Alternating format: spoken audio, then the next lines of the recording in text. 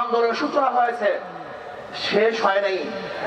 এবার আন্দোলন হবে চাঁদাবাজদের বিরুদ্ধে আন্দোলন, দখলদারীদের বিরুদ্ধে আন্দোলন, খুনিদের বিরুদ্ধে আন্দোলন। এবার মানুষের অধিকারকে প্রতিষ্ঠিত করার জন্য আন্দোলন হবে ইনশাআল্লাহ।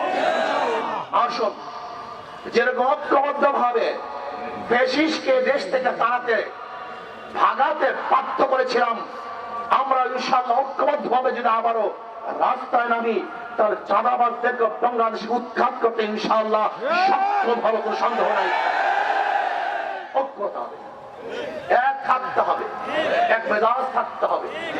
বাংলাদেশের জনগণকে বলবো, আপনারা জানেন জীবনভর আপনাদের মাথায় কাঁঠাল রেখে ওই সমস্ত জালেম, গুন্ডা এবং বদমাশ কি পরিমাণের টাকা পাচার করেছে আপনাদের ধারণাই নেই। মাত্র 16 বছরে পাচার হয়েছে 28 লক্ষ কোটি টাকা। এক বছরে বাদে 7 লক্ষ কোটি, আর পাচার হয়ে গেছে 28 লক্ষ কোটি টাকা।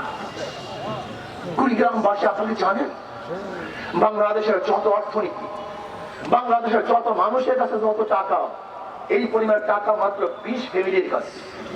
20 ফ্যামিলির কাছে। আপনারা জানেন যে সেই দরবেশ বাবা শুধু শেয়ার বাজার থেকে আত্মসাৎ করেছে 50,000 কোটি টাকা। আপনি কি জানেন আজকে এখানে যারা উপস্থিত আছেন প্রত্যেকের মাথার উপরে 1,20,000 টাকার উপরে ঋণ, সবাই ঋণী। এই টাকাগুলো কোথায় গেছে? বিগত ফ্যাসিস্ট সরকারের পরিকল্পনা মন্ত্রী কি বলেছেন? বাজেট করি 100 টাকা, গ্রামে পুষে 10 টাকা, 90 টাকায় চুরি হয়ে যায়। বিগত ফ্যাসিস্ট সরকারের প্রেসিডেন্ট কি বলেছিলেন? প্রতি বছর যেই টাকা দুর্নীতি হয়, এক বছরে যেই টাকা দুর্নীতি হয়, তা দিয়ে প্রতি বছর 2টা পদ্মা সেতু করা যায়। সব টাকা আপনাদের, এই গরিবদের, এই খেটে খাওয়া মানুষদের মাথার ঘাম পাঁচ ফেলা টাকা দিয়ে ওরা চুরি করছে, ডাকাতি করছে, অত্যাচার করছে, অবিচার করছে, জুলুম করছে, এই দেশকে বিক্রি করার চক্রান্ত করছে। আজকে ভারতের সাথে যে চুক্তি করেছে, গোলামী চুক্তি। বাংলাদেশের মানুষ স্বাধীন, রক্ত দিতে পারে, জীবন দিতে পারে, গোলামী করতে পারে।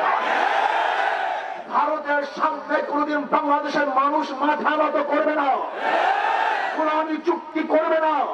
আমরা জীবন দেব, রক্ত দেব, মরে যাব, গোলামী করবো ইনশাআল্লাহ।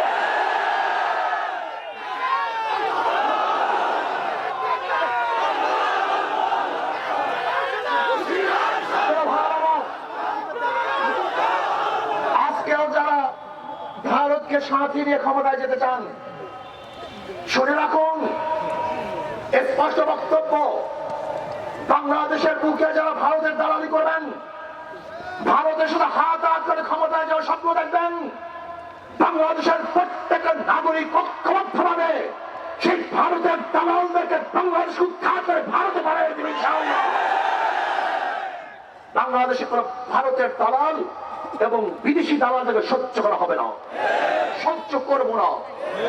বাংলাদেশ এত সুন্দর একটা দেশ, এত সুন্দর কান্ট্রি। আজকে কুড়িগ্রামে আল্লাহ পাক রব্বুল আলামিন যে পরিমাণের জনসম্পদের খনি দিয়েছেন, আমি মনে করি স্বর্ণ, রূপা, কৈলের খনির চেয়েও এই জনসম্পদের খনি সবচেয়ে দামি। যদি আমরা এই জনসম্পত্তিকে কাজে লাগাতে পারি, তাহলে বাংলাদেশের সেই ধনী রাষ্ট্র আর গোটা দুনিয়ার মধ্যে থাকবে না। কিন্তু আমরা বাংলাদেশের মানুষকে কাজে লাগাতে পারিনি। আমাদের হাতের মধ্যে গাঁজা তুলে দেওয়া হয়েছে, ফেন্সিডিলের বোতল তুলে দেওয়া হয়েছে, খুন খারাপি এবং মানুষের সাথে বিবাদ এবং হিংসা শিক্ষা দেওয়া হয়েছে, প্রতিপক্ষকে খুন করার অভ্যাস করা হয়েছে। কিন্তু বাংলাদেশে করার কোন অভ্যাস আমাদের মধ্যে নেই।